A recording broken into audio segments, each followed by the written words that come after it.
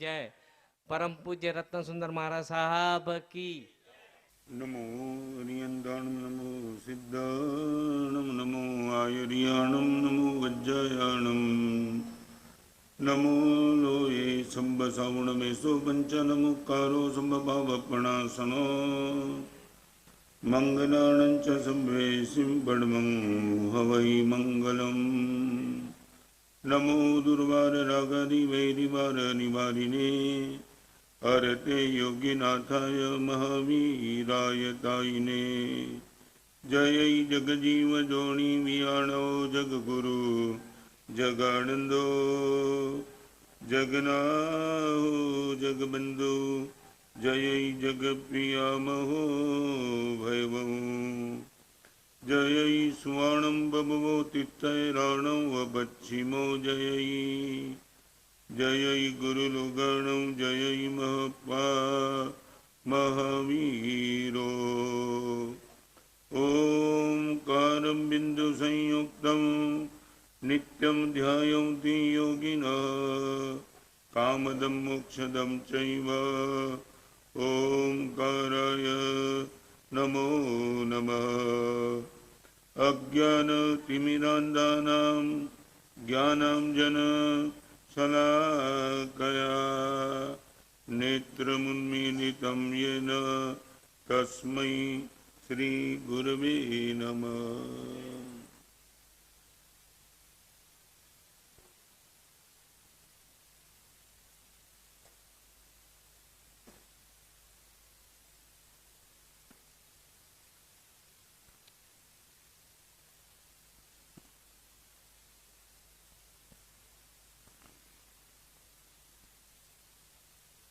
छोटा सा लड़का था,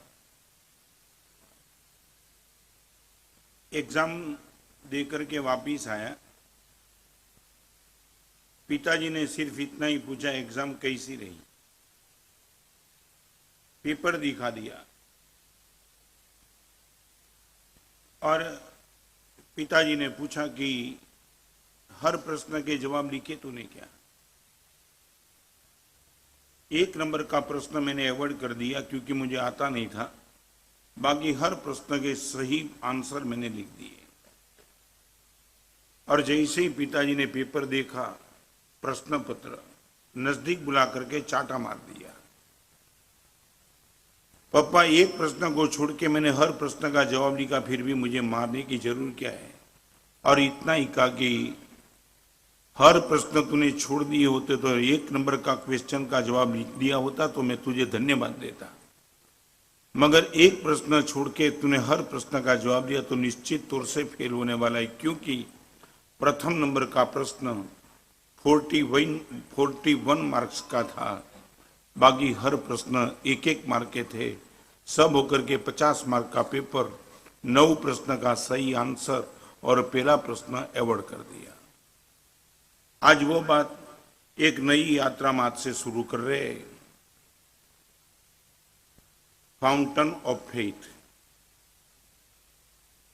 पूरा अध्यात्म जगत यहां से शुरू होता है, नंबर 1 से। विज्ञान और धर्म कहां अलग होते?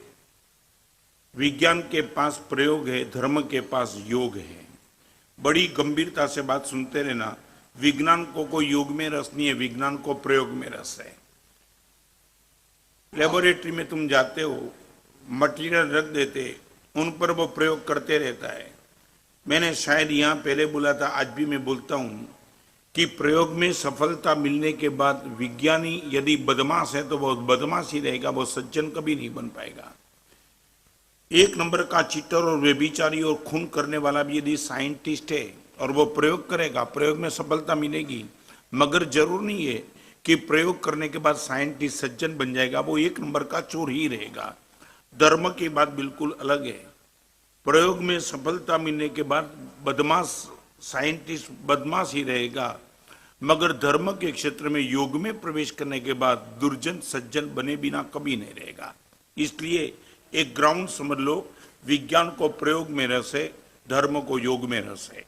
अभी एक महत्वपूर्ण बात वो करना चाहता हूं, विज्ञान की बिगिनिंग डाउट से होती है और धर्म की बिगिनिंग फेथ से होती है। विज्ञान शुरू होता है शंका से, ये क्यों, वाई दिस, बस ऐसे ही चलता है। और उसी चीज को लेकर के विज्ञान मटेरियल में आगे बढ़ता है, ये क्यों होगा, ये कैसे हो गया, ये क्यों नहीं हो सकता है। और धर्म बोलते कि डाउट करने वाला यहाँ प्रवेश ही नहीं कर पाएगा निश्चित तौर से। माने एक बात पक्की कर लो, विज्ञान का प्रथम नंबर का प्रश्न शंका है और धर्म का प्रथम नंबर का प्रश्न श्रद्धा का है। आपको रिजल्ट कब मिलेगा, फिर से रिपीट करना चाहता हूं, जितना डाउट ज्यादा उतना वैज्ञानिक सफल बन जाएगा, यहाँ जितनी श्रद्धा ज्यादा उतना धर्मी सफल बन जाएगा। बराबर है। हम कहां टूटे, परमात्मा के मंदिर में जाने के बाद, गुरुदेव के प्रवचन में आने के बाद आप चेक कर लेना, जहां कहीं भी बात आती है सीधी आपके मन में शंका पैदा हो जाती है, महाराज साहब बोलते तो है मगर सही अर्थ में हो सकता है। नीति के मार्ग पर चलो, पवित्रता का जीवन बनाओ। एक मिनट में जैसे आपको सुना, शब्द तो अच्छे लगे मगर डाउट छोड़ के कुछ होता ही नहीं, और यहाँ ही आप फेल हो गए। फिर से रिपीट करना चाहता हूँ, श्रद्धा के साथ साइंटिस्ट बना नहीं जाता है और डाउट के साथ धर्मी नहीं बना जाता है। आपके पास यदि डाउट है तो आप धर्मी नहीं बन पाएंगे, आपके पास श्रद्धा है तो आप साइंटिस्ट नहीं बन पाएंगे। साइंस की फाउंडेशन ही यहां से शुरू होता है। जितनी हो सके उतनी श्रद्धा करो, शंका करो। तो आज बहुत आगे बात करूंगा, इनके पहले आज आपको 4 चीज फाउंडेशन की क्लियर करना चाहता हूं, एकदम न्यू की। माने आपकी श्रद्धा 100% सॉलिड हो जाए, उसमें आपको जो भी तर्क करना है कर लेना, मगर बार बार ये सब्जेक्ट रिपीट नहीं होगा। हमारे वहां मेरी और आपकी आंखों के सामने मुझे भी 4 तरीके के लोग दिख रहे। नंबर 1 सुखी, नंबर 2 दुखी, नंबर 3 धर्मी, नंबर 4 पापी। बराबर है। इस 4 को छोड़ के तो कोई नहीं, कोई सुखी है, कोई दुखी हो, कोई धर्मी और कोई पापी है। ओके, अभी आपको मैं पूछना चाहता हूं, ये श्रद्धा की चक्षु जब आपके पास होगी तो मैं आपको पूछना चाहता हूं, कोई भी सुखी व्यक्ति आपकी आंखों के सामने आता है तब आप इनको कौन सी दृष्टि से देखते हो? बहुत महत्वपूर्ण प्रश्न इस फेथ के सब्जेक्ट में शुरू करने जा रहा हूं। मेरी आंखों के सामने जब भी सुखी आदमी दिखाई पड़े तब मैं कौन सी श्रद्धा को लेकर के उनका मैं दर्शन कर सकता हूं? मुकेश भाई क्या? हाँ? क्या? नहीं।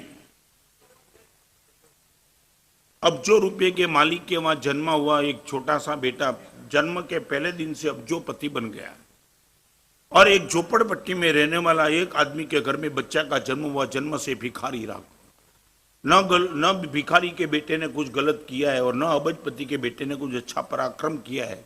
तो आज आपको एक बात करना चाहता हूं, आपकी आंखों के सामने जब भी कोई भी सुखी व्यक्ति आपको दिखाई पड़े, एक दर्शन कर लेना, निश्चित तौर से वो पास्ट में धर्मी होगा। रिपीट, जब भी कोई सुखी आदमी आपकी नजर में आ जाए तो निश्चित तौर से एक दर्शन कर लेना, महाराज साहब गत जन्म में उनके पास निश्चित तौर से धर्म का बैकिंग होगा। इनके बिना ये नॉट पॉसिबल एट ऑल। यदि आपके पास ये दर्शन नहीं है तो आप मुझे लॉजिक दे सकते हो। फिर से कहना चाहता हूं, सुखी आदमी का पास्ट देखना, नॉट प्रेजेंट। आपकी दिक्कत क्या है? सुखी आदमी का प्रेजेंट देखते हो और आप दुखी होते रहते हो। मैं इतना अच्छा आदमी फिर भी मेरे पास कुछ नहीं और 1 नंबर का चोर, इनके पास सब कुछ है। जब भी आपको कोई सुखी आदमी दिखाई पड़े, उनके पास्ट में चले जाओ, आपको पता लग जाएगा, आपकी श्रद्धा स्थिर बन जाएगी। मैं आपको पूछना चाहता हूं, सुखी का प्रेजेंट देखते हो कि पास्ट देखते हो? जवाब चाहिए। सुखी आदमी का प्रेजेंट देखते हो कि पास्ट? बस वहां आप दुखी हो जाते हैं।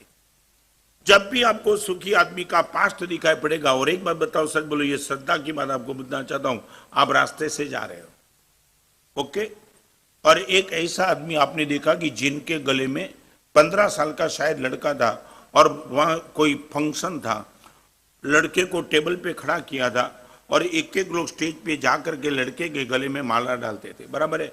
मैं आपको पूछना चाह रहा हूं, सच बोलो, ये लड़के के सम्मान को देख करके आपके मन में क्या भाव क्या आएगा? दीपक भाई क्या? मुकेश भाई नहीं समझे?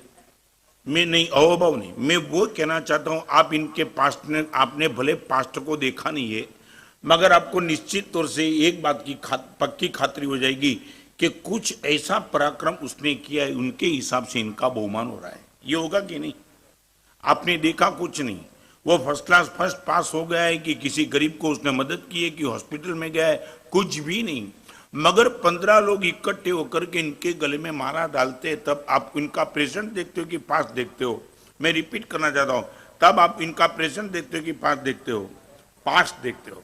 आपको गारंटी के साथ लगता है कि निश्चित तौर से कुछ अच्छा काम किया हो, और इनके बिना ये भले मैंने नहीं देखा है, मेरी आंखों के सामने मैंने कुछ नहीं देखा है, मगर जिस ढंग से उनका बहुमान और सम्मान हो रहा है वो इतना ही कहता है कि पास्ट में उसने कुछ अच्छा कार्य किया है। क्लियर हो गया? तो मैं आपको इतना कहना चाहता हूं, जो भी सुखी आदमी को आप दिखाई पड़े उनके पास्ट को देखो। भले मैंने आज उनको अच्छा कार्य करते हुए देखा नहीं है, मगर कहीं ना कहीं उसने अच्छा कार्य किया है, इसलिए आज उनको सुख मिला है। देख सकते हो क्या? ये दर्शन, ये श्रद्धा, प्रेजेंट किसका देना, पास्ट किसका देखना, फ्यूचर किनका देखना, वो बात आज आपके सामने रखना चाहता हूं। श्रद्धा का फाउंडेशन आपका सॉलिड हो जाएगा, सॉलिड, आपको कोई हिला नहीं पाएंगे। कई लोगों के मन में आता है ना कि महाराज साहब एक नंबर का चोर होने के बाद भी अब्जों रुपये का मालिक कैसे बन गया? कई लोगों के मन में, महाराज साहब यहाँ सज्जन झोपड़पट्टी में रहता है और एक नंबर का डाकू महाराज साहब 5 करोड़ के फ्लैट में रहता है, ये होता क्यों? ये नहीं होता है क्या? आप भले प्रकट करो या न करो, मगर मन में तो ये डाउट बार बार प्रश्न उठता है। महाराज साहब, कई लोग तो ये बोलते हैं महाराज साहब धर्म में न्याय कहाँ है? सत्य वाला मार खाता है, झूठ वाला महाराज साहब जलसा करता है। ये सब कुछ आपके मन में आता है नहीं। इनका श्रेष्ठ विकल्प ये है, जब भी आपकी आंखों के सामने सुखी का दर्शन हो, उनके पास्ट को देखो, दैट्स ऑल। आज तक आपने कैसा दर्शन किया?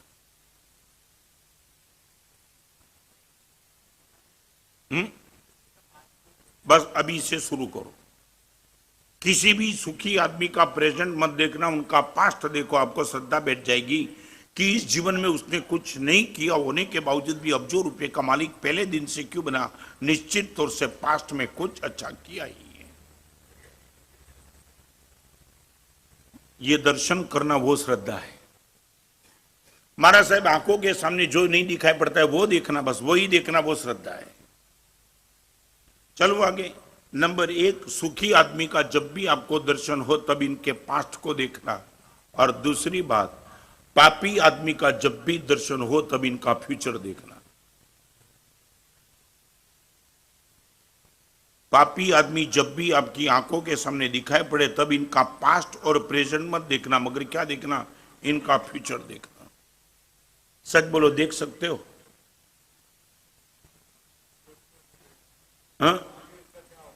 हाँ, पास्ट देखो। सच बोलो, गुटखा खाने वाले का प्रेजेंट देखते हो कि पास्ट देखते हो? प्रेजेंट की फ्यूचर। एक आदमी गुटखा मजे से खा रहा है, उनको कोई चिंता नहीं, उनके चेहरे पे चमक है, और आपकी मजाक कर रहा है। तो मैं बोलता हूं, गुटखा खाने वाले के आपके दर्शन जब भी होते तब आप इनके प्रेजेंट को नहीं देखते हो, क्या देखते हो? इनके फ्यूचर को। बेचारा मर जाएगा। जिस दिन ये दिन आएंगे उनके ये गुटखा अंदर रिएक्शन लाएगा, एक एक अंग में कैंसर फैल जाएगा, तब पता लगेगा कि वो कैसे सहन कर पाता है। तो समझे, आज इतना दर्शन कर सकते हो। हम गुटखा वाले के प्रेजेंट को न देख करके इनके फ्यूचर को देखते, तो पापी आदमी का कभी प्रेजेंट मत देखो, उनके फ्यूचर को देखो। चाहे एक नंबर का चोर होने के बाद 4 गाड़ी 5 बंगले करोड़ों का टर्नओवर कितना भी करता है, उनके फ्यूचर को देखो। भगवान करे कौन सा दिन इनके जीवन में आएगा, हम परमात्मा से प्रार्थना करते ऐसा दिन कभी ना आवे। क्या है हमारा दर्शन? क्या है? जब भी पापी आदमी को देखते हम इनके प्रेजेंट को देख करके हम जलते हैं। अपने कभी एक बात बताओ, हम साधु है ना, ऐसे लोग मिलने के लिए आते हैं कि जिनके देखने के बाद लगता है कि पूरी दुनिया का चक्रवर्ती जैसा है, करोड़ों रुपए का मालिक, कुछ नहीं होता है। इतना भी कंपन मेरे मन में पैदा नहीं होता है, क्योंकि भगवान ने ये टेक्निक दिखाई है कि कहां प्रेजेंट देखना, कहां फ्यूचर देखना, कहां पास्ट देखना। पापी आदमी का कभी प्रेजेंट मत देखो, इनका फ्यूचर को देखो। और ये देखना मुकेश भाई, अकेला देखना नहीं है, अपने आप को पाप से मुक्त करना है। आज कितनी भी मजा आती है टीवी देखने में, किनको दुख है? शराब पीने में किनको दुख है? जुआ खेलने में किनको दुख है? सारी दुनिया के पाप को मैं फिर से रिपीट करना चाहता हूं, सारी दुनिया में कोई भी पाप देखो, पाप का अनुभव आनंददायक है, पाप का परिणाम बहुत गलत है। चलो आगे। दीपक भाई, क्या देखने का मन? अभी अभी तक हमने क्या देखा? पापी आदमी का हमने क्या देखा? प्रेजेंट देखा, पास्ट देखा कि फ्यूचर देखा?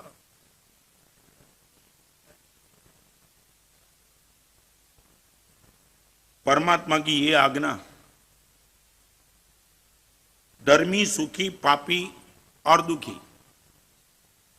यदि आपको, और एक बात बताऊं, पापी का प्रेजेंट देखने के बाद आपको भी पाप करने का मन होगा। सच बताऊं, कई लोग गए, मानस साहब ट्रैक पे चलने में कितना पीछे रह गया, ये ट्रैक को ओवरटेक करके निकल गया, साला लाखों करोड़ों रुपए का मालिक 2 साल में बन गया। मैं 25 साल से जिस कंपनी में काम करता हूं मानस साहब, वनरूम किचन में बैठा हूं, और ये 5 साल में कहां निकल गया। आपने क्या देखा? उनके प्रेजेंट को देखा, कहां से कहां निकल गया। और आपको लगता है मैं गलत ट्रैक पे हूं, मैं भी ये ट्रैक तोड़ दूं और मैं भी इनके जैसे हो जाऊं। समझे ना? सीधा इतना ही दर्शन। गुटखा वाले के चेहरे पर मजा देखने के बाद यदि कोई गुटखा खाने के लिए तैयार हो जाएगा तो इनका फ्यूचर का उनको पता नहीं है, मगर उनके फ्यूचर को आंख सामने रखने वाला अपने आप से बोलता है, सामने वाला बोलेगा, गुटखा खाने वाला भी बोलेगा, दोस्त आ जाए यार, मजा जी। बहुत प्रचलित दृष्टांत है ना। राजा गद्दी पे सोता था, राजा का शयन गृह था, एक दासी को शयन गृह संभालने का जिम्मेदारी थी। और एक दिन रात दासी राजा के शयन गृह में चली गई और उसने देखा कि ये गद्दी थी ना, बिल्कुल मखमल की, रेशम की गद्दी, चारों ओर फूल। दासी को लगा राजा जिंदगी पर कैसी मजा अनुभव करता होगा, एक घंटा के लिए मैं तो सो जाऊं, राजा तो एब्सेंट है अभी, राजा को आने में 4 घंटा लगने वाला, तो 1 घंटे में, आधा घंटे में मैं जग जाऊंगी। और वो दासी सो गई। ऐसी जिंदगी में गद्दी देखी नहीं थी। आधा घंटे में सोने की बात छोड़ो, 6 घंटा चला गया। राजा आया और राजा ने देखा दासी को, ये औकात इनकी, मेरी दासी और ये मेरी गद्दी में आराम करती है मजे से। राजा ने आवाज जोर से निकाला, वो दासी जग गई। और राजा ने अपने नौकर को बोला कि इतना का 100 फटका लगाओ, ये अपराध, मेरी गद्दी पे सोने का ये अपराध। और राजा को लगा जैसे ही 100 फटके की बात आएगी, दासी मेरे पैर में गिर जाएगी और दासी के चेहरे पे मुस्कान देगी। राजा को लगा ये पागल बन गया लगते। राजा ने बोला, तूने सुना मैंने क्या बोला? तो कि हाँ बिल्कुल बराबर सुना, आपने मुझे क्या सजा दी है मैंने बराबर सुना। एक गादी पे सोने में आपने मुझे 100 फटके की सजा दी है। तो राजा पूछता है, फिर तेरे चेहरे पे हंसी क्यों? तब वो इतना ही कहती है कि 4 घंटे सोने में 100 फटका होता है, तो आप तो कितनी रात सोते हो, आपका क्या होगा? माफ कर दिया। नंबर 2, साधु जीवन में इतने कष्ट होने के बाद भी किसी भी व्यक्ति का सुख हमें आकर्षित नहीं कर सकता है। इनका कारण, सुखी आदमी मिलता है तो उनका पास्ट दिखाई पड़ता है, और पापी मिलता है तो उनका फ्यूचर दिखाई पड़ता है। और एक तीसरी बात, जब भी दुखी आदमी को देखो तब इनका प्रेजेंट देखना, न पास्ट देखना, न फ्यूचर देखना। समझे मैं क्या कहना चाहता हूं? आपकी आंखों के सामने दुखी आदमी आ जाए, उनके पास्ट को चेक मत करना। हमारी मानसिकता क्या है? हम एनालिसिस और पोस्टमार्टम करते हैं, क्या करता था, कहां रहता है, क्यों करता है। ये आपकी संवेदनशीलता को बिल्कुल खत्म कर देगा। यदि आपको उदार बनना है, यदि आपको सेंसिटिव बनना है, तो जहां भी आपको दुखी आदमी दिखाई पड़े उनके प्रेजेंट को देखो, वो दुखी है, वो क्या है, वो कहां रहता था। मान लिया कि वो गुटखा खाने से उसको कैंसर हो गया, तो उनको टॉर्चरिंग करने की जरूरत क्या है? कैंसर से ग्रस्त है, वो आपके पास आया है कि मुझे कैंसर हो गया है, हम उनको वो याद करें कि बेवकूफ गुटखा खाना था, किसी ने नहीं बोला था, अभी तूने खाया तू सहन कर, और मेरे पास क्यों आया? ये अपराध जीवन में कभी मत करना। जब भी आपको दुखी आदमी दिखाई पड़े तब इनके फ्यूचर को भी मत देखो, इनके पास्ट को भी मत देखो, इनके प्रेजेंट को देखो। इनके दुख को दूर करने का निश्चित तौर से आपको मन होगा। हमारी ये फेथ, मेरी आंखों के सामने गुरुदेव जब भी दुखी आया मैंने उनका प्रेजेंट देखा, पास्ट नहीं देखा। क्या करता था, कैसे करता था, बहुत एनालिसिस मत करो।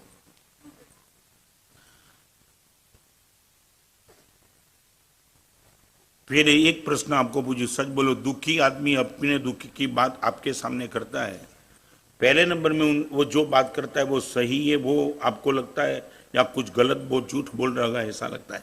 पहली इंप्रेशन गणेश काका क्या? फर्स्ट इंप्रेशन, अननोन आदमी आपके पास आया, अपनी दुख की बात करता है, फर्स्ट इंप्रेशन वो सच बोलता होगा ये लगता है कि शायद झूठ बोलता होगा ये लगता है?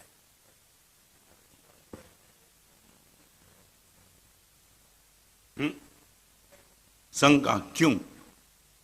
मैं यही जाना है, ओके, शंका क्यों होती है? सामने वाला खुद दिखा रहा है कि मैं इतना दुखी हूं, तो इनकी वचन पर विश्वास न रख के शंका क्यों होती है? क्यों होती है? उनके पास्ट को देखने का मन। झूठ तो नहीं बोलता होगा, ये पास्ट, प्रेजेंट देख लो। और ज्यादा, और एक बार बताओ, चीटर तो ऐसे भी तुम्हें बहुत कोई मिलते हैं ना, मिलते नहीं क्या? बीच में नहीं मिलते? दूसरा प्रश्न, मुझे सच बोलो, आप किसी से चीटिंग नहीं करते हो?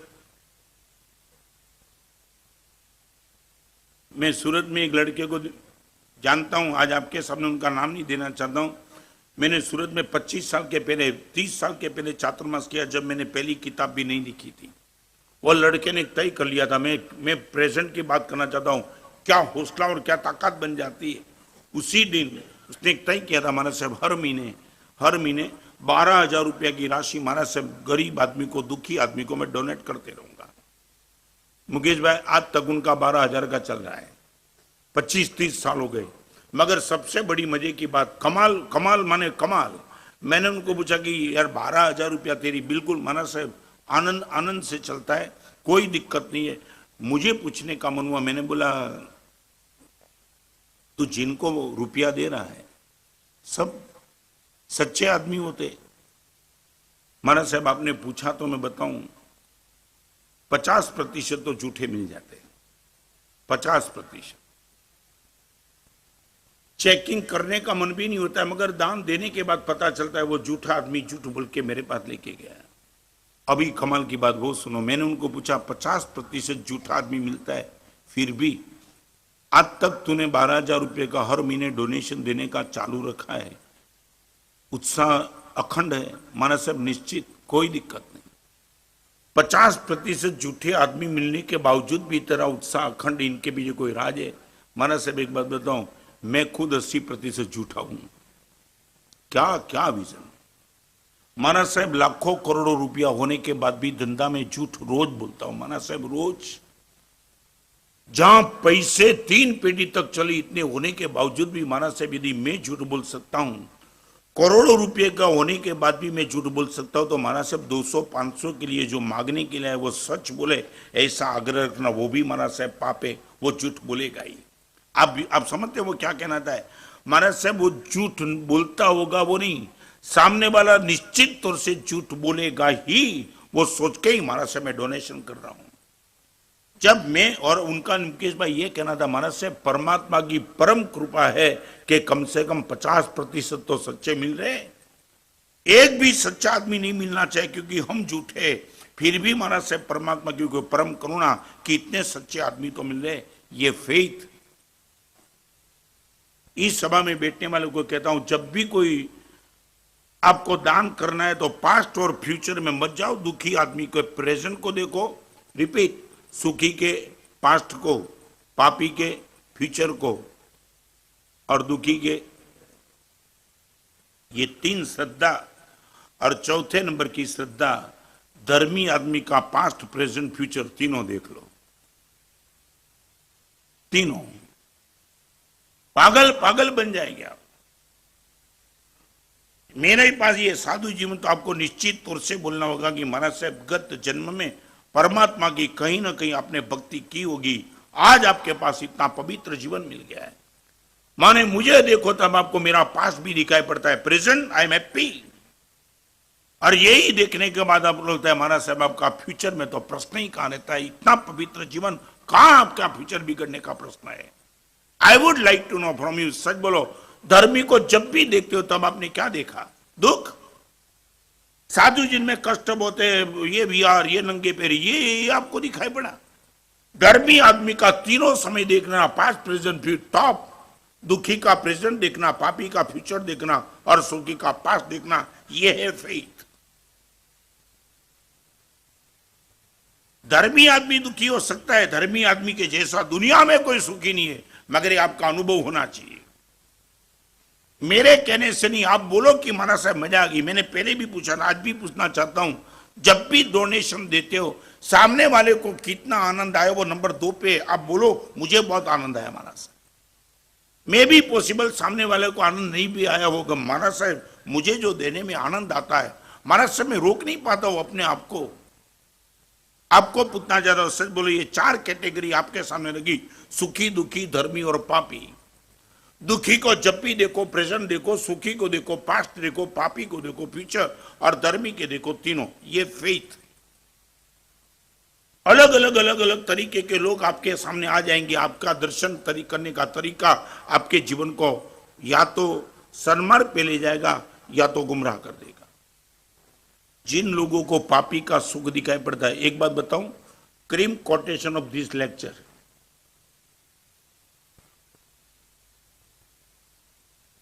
पापी का सुख जिनको आकर्षित करता है, पापी का सुख जिनको आकर्षित करता है, वो कभी न कभी पाप के मार्ग पे चला जाएगा।